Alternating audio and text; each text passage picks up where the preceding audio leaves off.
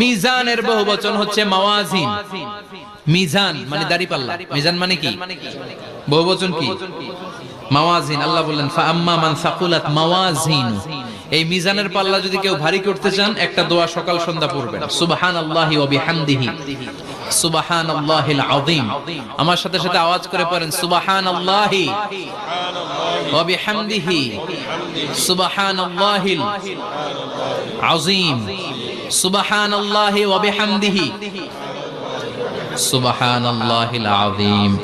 বিশ্বনবী বলেন এই দুইটা বাক্য জিহ্বায় উচ্চারণ করতে পাতলা, আল্লাহর কাছে বড্ড প্রিয়, কিন্তু মিজানের পাল্লায় রেখে দিলে ওজন হয়ে যাবে, বিশাল ওজন। আপনার ওজনের পাল্লা ভারী করে ফেলবে।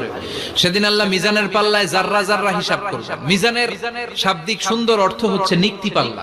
কি পাল্লা?